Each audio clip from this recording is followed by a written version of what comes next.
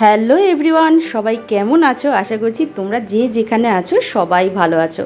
তো বন্ধুরা, জানো তো গত শনিবার দিন হঠাৎ করেই আমি চলে গিয়েছিলাম আমার বাপের বাড়িতে। আর সেটা কতদিন পরে জানো? প্রায় 4 বছর পরে। আমি, আমার হাজব্যান্ড আর আমার ছেলে। তো আমার বাপের বাড়ি ফুলিয়াতে, সেই জন্য আমরা শান্তিপুর শিয়ালদা লোকাল ধরেই যাতায়াত করি। কিন্তু সেদিন ট্রেনটা একটু লেট থাকায় আমরা উঠে পড়েছিলাম কৃষ্ণনগর লোকালে আর নেমে পড়েছিলাম তাহিরপুর স্টেশনে। তো সেখান থেকেই আমরা দেখতে পাচ্ছ টোটোতে করে যাচ্ছি আমার বাপের বাড়ি সবুজপল্লীতে। তো সত্যি বলছি বন্ধুরা, এই রাস্তাটা যেতে গিয়ে আমি এত এনজয় করেছি যে তোমাদের কি বলবো। দেখতে পাচ্ছ এখানে টোটোতে বসে আছি আমি আর আমার ছেলে, আর অপোজিটে আমার হাজব্যান্ডও বসে আছে। আমি প্রায় 4 বছর পরে এই রাস্তাটা দিয়ে যাচ্ছিলাম, 4 বছরের বেশি হবে। তো বহুদিন বাদে এই চেনা রাস্তা দিয়ে আমি যাচ্ছিলাম আর এত এনজয় করছিলাম যে কি বলবো। যেহেতু এখন কলকাতা শহরে থাকি, তাই সবুজের সমারোহ তো আমার চোখে পড়ে না। আর সেই কারণেই এই রাস্তাটা ধরে যাবার সময় আমার ভীষণ মনটা আনন্দে ভরে গিয়েছিল। কারণ এভাবে অনেক দিন পরে আমি আবার দেখতে পেলাম ঘন জঙ্গল, মাঠ, পুকুর। আমি শিওর যে তোমাদেরও এই ভিডিওটা দেখে অবশ্যই ভালো লাগবে। কি বন্ধুরা, ভালো লাগছে না বলো? এরকম পরিবেশ, গ্রামের পরিবেশ কার না ভালো লাগে? যদিও এই পরিবেশেই আমি বড় হয়েছি, কিন্তু এখন তো আর এই পরিবেশটা দেখতে পাই না বলো। তাই এতদিন বাদে আমার মন ভালো করার জন্য এটা যথেষ্ট ছিল।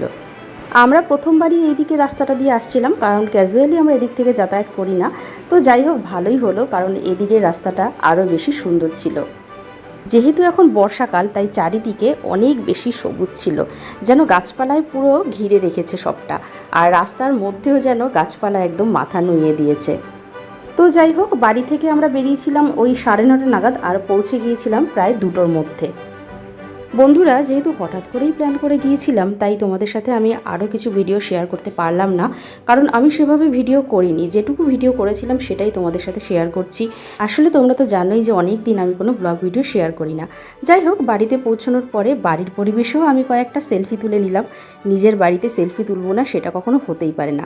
আর আমার বাড়ির এক পা দূরেই আমার মামা বাড়ি, সেখানে গেলাম আমরা বিকেলবেলা, সন্ধেবেলা। আর সেখানে যাবার পরে আমার মামি আমার ছেলের কাছে ঠাকুরের গান শুনতে চাইল।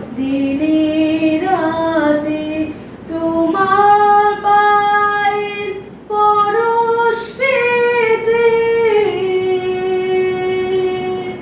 ধাইলো তারা দিনে রাতে তোমার পায়ের পরশ পেতে।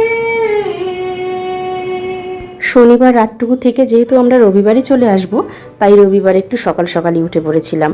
কারণ এখন আমাদের ওখানটা না আগের মতন নেই, সব কিছু পরিবর্তন হয়ে গেছে। আর এতটা পরিবর্তন আমি প্রথম দেখলাম, কারণ আমি তোমাদের আগেই বলেছি যে বাপের বাড়িতে আমি গিয়েছিলাম প্রায় 4 বছর পরে। এবার ভিডিওর শেষে তোমাদের আমি একটা সুন্দর দৃশ্য দেখাবো, আর সেটা হলো নদী। হ্যাঁ, এই দেখো, এটা হচ্ছে চূর্ণী নদী। এই নদীটা রয়েছে কালীনারায়ণপুরে। এই স্টেশনের উপর থেকেই আমাদের আসতে হয়।